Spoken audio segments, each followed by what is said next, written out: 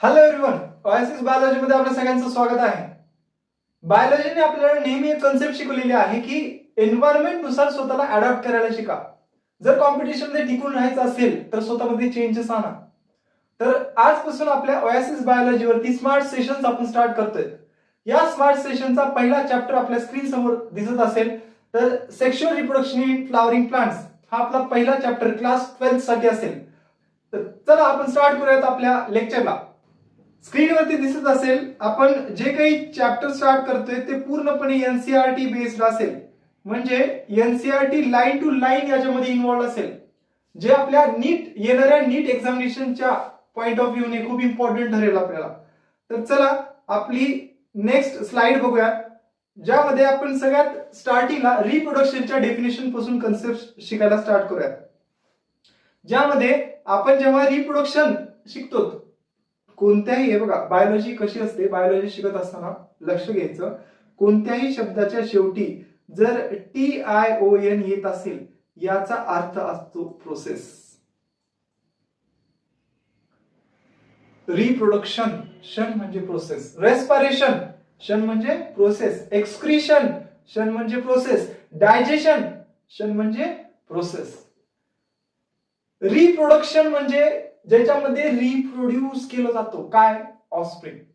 Parents पासून जेव्हा आपण एक पॅरेंट म्हणतो, पॅरेंट 1 आणि एक असेल पॅरेंट 2, या दोन पॅरेंट्स पासून जर एक ऑफस्प्रिंग तयार होत असेल, हा असेल ऑफस्प्रिंग.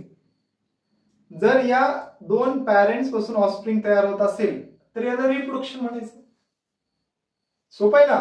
जेव्हा पॅरेंट्स पासून एक नवीन ऑफस्प्रिंग तयार केला जातो, नवीन इंडिव्हिज्युअल तयार केला जातो, त्या कन्सेप्टला रिप्रोडक्शन म्हणायचं. पण ऍक्च्युअल आपण एनसीईआरटी बेस्ड कन्सेप्ट शिकायलो. जेव्हा आपण क्लास 11th मधला फर्स्ट चॅप्टर स्टडी केला होता, द लिव्हिंग वर्ल्ड, त्यावेळेस आपण काय शिकलो होतो की इथे नोट मध्ये तुम्हाला दिसत असेल की reproduction is not an inclusive process. त्यावेळेस आपण शिकलेली कन्सेप्ट आहे, ज्यामध्ये आपण काय सांगितलंय, रिप्रोडक्शन जी आहे ती इन्क्लुझिव्ह प्रोसेस नाहीये.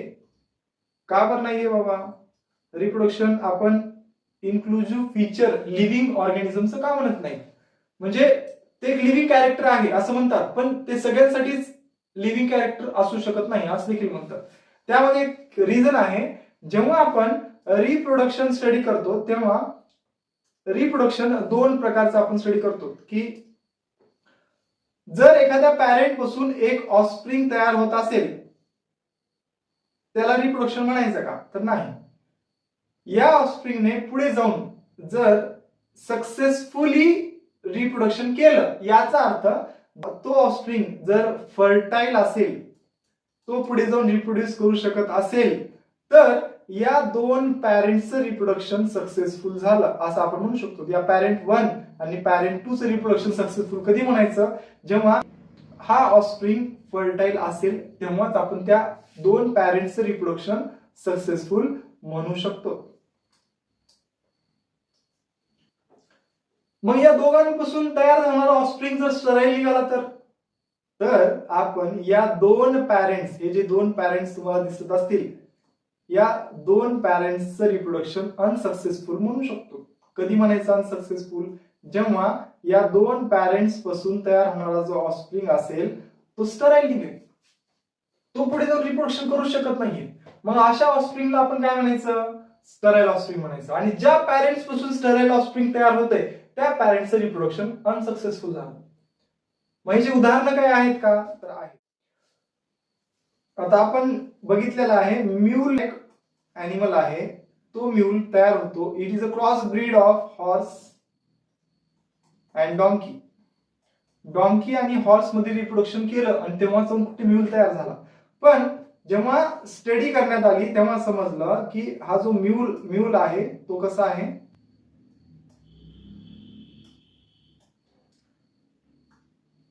स्टडी केल्यानंतर कळालं की म्यूल जो आहे तो स्टराईल निघाला. अरे म्हणजे हा पुढे जाऊन रिप्रोडक्शन करू शकत नव्हता. त्यामुळे म्यूल हा एक असा ऑफस्प्रिंग आहे जो हॉर्स आणि डॉंकीचा क्रॉस ब्रीड आहे आणि तो पुढे जाऊन रिप्रोडक्शन करू शकत नाही. त्यामुळं हॉर्स आणि डॉंकीचं जे रिप्रोडक्शन आहे ते अनसक्सेसफुल झालं. आणि जर रिप्रोडक्शन अनसक्सेसफुल होत असेल तर त्या रिप्रोडक्शनला आपण इन्क्लुझिव्ह प्रोसेस कसं म्हणणार, इन्क्लुझिव्ह कॅरेक्टर कसं म्हणणार. त्यामुळे रिप्रोडक्शनला आपण इन्क्लुझिव्ह कॅरेक्टर नाही म्हणू शकत. ठीक आहे, तर या कन्सेप्टला लक्षात ठेवा. रिप्रोडक्शनची डेफिनेशन आपण स्टडी केली आहे. Reproduction is a process by which living organisms or their parents produces their individual. त्यांची स्पेसिस टिकून ठेवण्यासाठी रिप्रोडक्शन करावं लागतं. डार्विन सायंटिस्ट चार्ल्स डार्विन काय म्हणायचा की every living organisms present on this planet over reproduce, जास्तीत जास्त रिप्रोडक्शन करण्याचा प्रयत्न करतात. का? कारण त्यांना त्यांची स्पेसिस इथे जिवंत ठेवायची. त्यांना त्यांच्या नवीन जनरेशन अशा तयार करायचे जे की या चेंजिंग एन्व्हायरमेंट मध्ये स्वतःला अडॅप्ट करतील. त्यासाठी रिप्रोडक्शन करणं खूप गरजेचं आहे. त्यामुळे reproduction is a most important process for the existence of a specific species. तर चला आपल्या नेक्स्ट पॉइंट कडे जाऊया की टाइप्स ऑफ रिप्रोडक्शन. जेव्हा आपण रिप्रोडक्शनचे टाइप्स स्टडी करतो तेव्हा आपल्याला समोर दोन ऑप्शन्स येतात. एक असतो एसेक्शुअल टाइप आणि एक असतो सेक्शुअल टाइप. आता खूप भारी कन्सेप्ट आहे बघा. एसेक्शुअल आणि सेक्शुअल दोघांचे पण काही स्पेसिफिक कॅरेक्टर्स आहेत. तुम्हाला ओळखता येऊ शकतं का की एखादं रिप्रोडक्शन एसेक्शुअल आहे का सेक्शुअल आहे. त्यासाठी काय करावं लागेल, आपल्याला काही कॅरेक्टरिस्टिक्स माहिती असणं गरजेचं आहे. जेव्हा आपण एसेक्शुअल रिप्रोडक्शन बघतो तेव्हा आपल्याला समजतं की एसेक्शुअल रिप्रोडक्शन मध्ये only single parent is involved. Single parent लागतो. त्यानंतर त्याच्यामध्ये कसलेच गॅमेट फॉर्मेशन होत नाहीत. No gamete formation. इथं आपण क्रॉस दाखवू शकतो की त्यांच्यामध्ये गॅमेट फॉर्मेशन होत नाही. आणखीन काय म्हणू शकतो की जे एसेक्शुअल रिप्रोडक्शन पासून तयार होणारे जे नवीन ऑफस्प्रिंग्स आहेत ते त्यांच्या पॅरेंट सोबत एकदम ऍक्युरेट सिमिलॅरिटी शो करतात. चेंज नसतो त्यांच्यामध्ये, ऍक्युरेट सिमिलॅरिटी ते त्यांच्या पॅरेंट सोबत शो करतात. त्यांना क्लोन्स देखील म्हणलं जातं. ठीक आहे, त्यांना आपण क्लोन्स पण म्हणू शकतो. क्लोन्स म्हणजे काय, ऍक्युरेट पॅरेंट सोबत जेनेटिक सिमिलॅरिटी शो करतात. त्यामुळे त्यांना क्लोन देखील म्हटलं जातं. आता याचं एक एक्झाम्पल आपण घेऊया. टाइप्स ऑफ एसेक्शुअल रिप्रोडक्शन तुम्ही स्टडीज केला असेल की रिप्रोडक्शन इन ऑर्गॅनिझम्स या चॅप्टर मध्ये आपल्या different types of asexual reproduction study करायचे. त्यामध्ये एक उदाहरण मी तुम्हाला देतो. जेव्हा आपण एक बॅक्टेरिया बघतो, हा एक बॅक्टेरिया आहे. आता या बॅक्टेरियामध्ये आपण बघतो की जे रिप्रोडक्शन होतं ते कशाने होतं, by the binary fission. Binary फिशनने रिप्रोडक्शन होतं. आता बायनरी फिशन कसं होतं तर आपण बघतो की या सेलमध्ये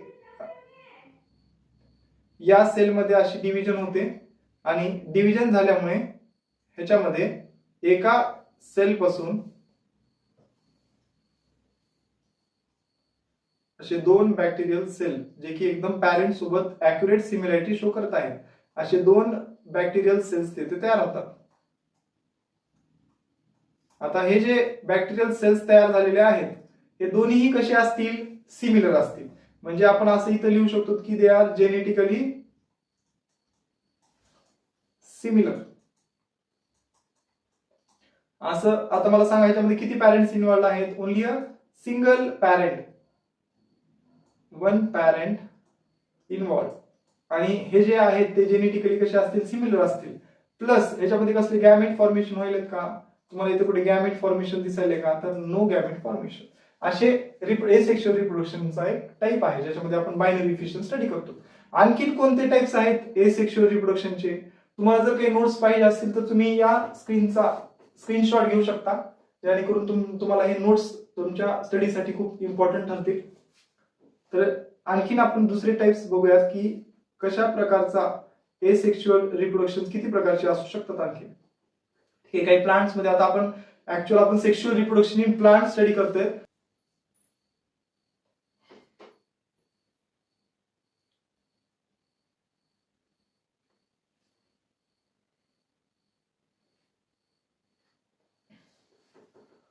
तर अशा पद्धतीचे एसेक्शुअल रिप्रोडक्शन आपण त्याचे कॅरेक्टरिस्टिक्स बघितले. त्याचप्रमाणे आपण सेक्शुअल रिप्रोडक्शनचे काही कॅरेक्टर स्टडी करूयात. आजचा सेशन एकदम शॉर्ट असणार आहे कारण आज आपला पहिलाच स्मार्ट सेशन असेल आणि यानंतरचे आपले सेशन्स मोठे असतील ज्यामध्ये आपण एक मोठे मोठे टॉपिक्स कव्हर करूयात. बट आजच्या टॉपिकमध्ये आज आपण एक छोटासा टाइप ऑफ रिप्रोडक्शन एवढाच पॉइंट कव्हर करणार आहोत. तर सेक्शुअल रिप्रोडक्शन मध्ये आपण बघतो की 2 parents are involved. 2 parents required आहे, ज्याच्यामध्ये आपण जेव्हा आपण सेक्शुअल रिप्रोडक्शन सांगतो तेव्हा आपण दाखवतो की पॅरेंट 1 असेल आणि एक पॅरेंट 2 असेल. पॅरेंट 1 ला आपण मेल पॅरेंट म्हणतो आणि पॅरेंट 2 ला आपण फिमेल म्हणतो. म्हणजे असं ठरलेलं नाही की 1 लाच मेल म्हणा किंवा 2 लाच फिमेल म्हणा. आपण म्हणू शकतो की 2 पॅरेंट्स आहेत, एक मेल पॅरेंट असेल आणि एक फिमेल पॅरेंट असेल. यामध्ये गॅमेट इन्व्हॉल्ड आहे, गॅमेट फॉर्मेशन करतात. जे पॅरेंट्स आहेत ते काय करतात, गॅमेट फॉर्मेशन करतात. मग जर मेल पॅरेंट गॅमेट फॉर्मेशन करत असेल तर त्या गॅमेटला आपण काय म्हणायचं, मेल गॅमेट म्हणायचं. जर मेल पॅरेंट गॅमेट फॉर्मेशन करत असेल तर मेल गॅमेट, आणि जर फिमेल पॅरेंट गॅमेटचं फॉर्मेशन करत असेल तर फिमेल गॅमेट म्हणायचं. आणि यामध्ये यापासून तयार होणारा जो काही नवीन ऑफस्प्रिंग असेल तो ऑफस्प्रिंग एकदम जेनेटिकली सिमिलर असेल का, नसेल, जेनेटिकली डिसिमिलर असेल. का, कारण due to the recombination. Gamete फॉर्मेशनच्या वेळेस रिकॉम्बिनेशन घडतं. त्या रिकॉम्बिनेशनमुळे काय होतं, जे काही नवीन ऑफस्प्रिंग तयार होणार आहे तो जेनेटिकली डिसिमिलर असेल. तर अशा प्रकारचे 2 टाइप्स ऑफ रिप्रोडक्शन आहेत, ज्याला आपण एसेक्शुअल रिप्रोडक्शन म्हणतो आणि सेक्शुअल रिप्रोडक्शन म्हणतो. तर आजच्या सेशनमध्ये आपण एक शॉर्ट टॉपिक कव्हर करण्याचा प्रयत्न केलाय. तर नेक्स्ट लेक्चरमध्ये आपण टाइप्स ऑफ एसेक्शुअल रिप्रोडक्शन आणि सेक्शुअल रिप्रोडक्शनचं इंट्रोडक्शन आपण स्टार्ट करूयात. तर आजसाठी एवढंच. स्टडी करा. थँक्यू.